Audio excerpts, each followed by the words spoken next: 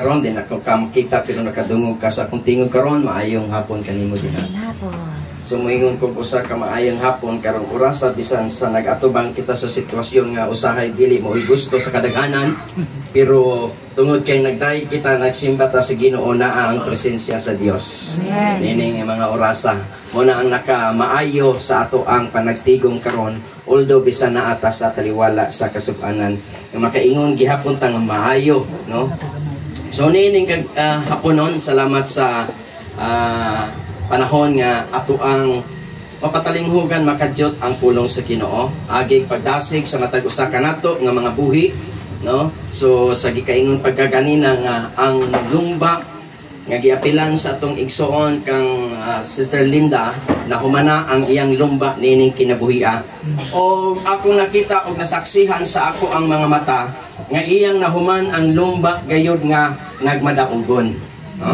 So tungod kay mingon ko nagmadaugon kay bisan luyo sa daghan kayong mga nasugata niya nga mga gitawag nato mga niagi nga mga trials o challenges sa iyang kinabuhi, no? Daghan kay siya na encounter sense nga nahikaplagan niya ang Dios, daghang mga butang nga iya ang hibalag nga mga challenges sa iyang kinabuhi pero praise the Lord bisan luyo niya ang tanan nga iya ang ginaatubang wala gyud siya mo surrender sa pagpangalagad sa Ginoo. Amen. O na inindot gayud nga akong nakita sa iya ang kinabuhi nga luyo sa iya ang usahay sa iyang lawas nga kondisyon, no? Pero usa ka challenge nga ako ang nakita ang iyang kinabuhi nga samtang may kusog pa siya o mabuhat pa niya dili gyud siya muundang sa pagsilbi sa pagpangalagad sa Ginoo. Usa ka panahon mingon sa pastor wala naman gyud siguro koy mahimo sa Ginoo ani kay sa mahimo pa niya paskog pa siya grabe ni siya og kinabuhi nga mulakaw gyud ni siya kay ang iya ang pasyon sa iya ang kusog sa iya ang kinabuhi nga gusto siyang naay mga tao nga makadungog sa mensahe sa pulong sa Ginoo. Muna nga sa iya ang panahon gusto siyang mulakaw aron iya ang imantala ang pulong sa Dios maunay naa sa iya ang kasing-kasing o wala siya magmahay sa iya ang kahago nga gibuhat sa Ginoo kay mibunga gyud ang iya ang mga pagpaningkamot nga diin mapaabot niya ang mensahe sa pulong sa Dios ngadto sa mga katawan hilabi na niini nga dapit o dayag kayo nga uban kanato niini kapunon nga naay mga tao nga nakaduol nakaila sa Ginoo tungod kay siya ang gigamit sa Ginoo nahimong taytayan nga nakapangalagad sila sa Ginoo. O salamat sa Dios ni ana, no?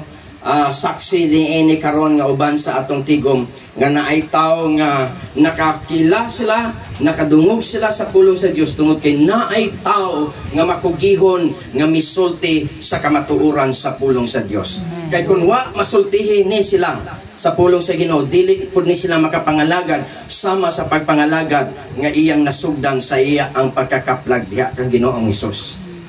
O salamat sa Ginoo nga natapos niya nga diin bisan sa katapusan sa iya ang kinabuhi.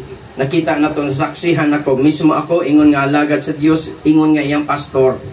Grabe ang iya ang commitment para sa Ginoo. No?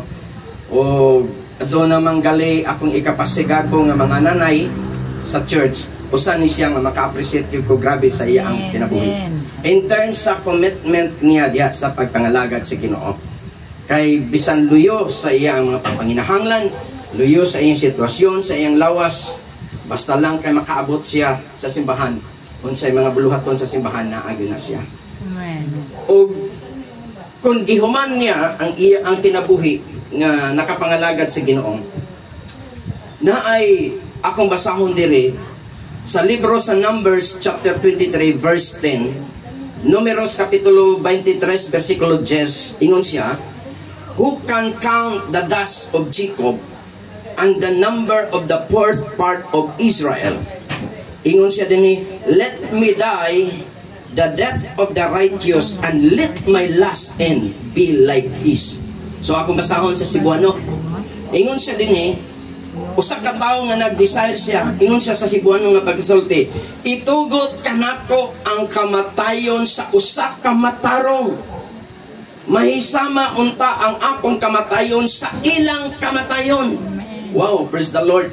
So samtang na malandong ko nini mga igsoon, mauni ang usa sa desire sa tao nga nagtinguha siya mga igsoon ato ning tugutan kini nga mensahe karon kinsa ning tawhana mga igsoon nga nagtinguha siya ang iya ang desire mga igsoon nga kon matapos ang iya ang kinabuhi dinhi ingon siya kon so ato ang itawag na to i-change na to ang iya ang paragraph sa iyang pagkasulti ningon siya nga kung mamatay manggaling ko gusto ko nga mamatay ko nga ang akong kamatayon nga manaa ako nga mamatay ko nga sama sa kamatayon sa mga taong matarong.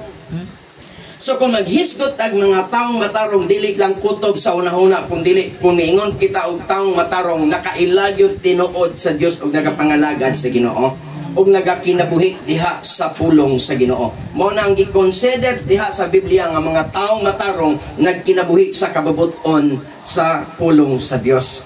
Ug mao na gitinguha nining usa ka tawo nga giinganlan og Balaam. Si Balaam usa ka propeta nga gigamit sa Ginoo sa taas nga panahon in the Bible. Ang tawo nga si Balaam mao ni ang iya ang gusto mahitabo. So si Balaam sa Bible, ang iya ang profession is siya ang propeta nga gigamit sa Ginoo.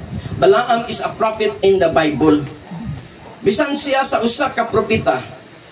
Propeta siya sa Dios pero tungod sa iya ang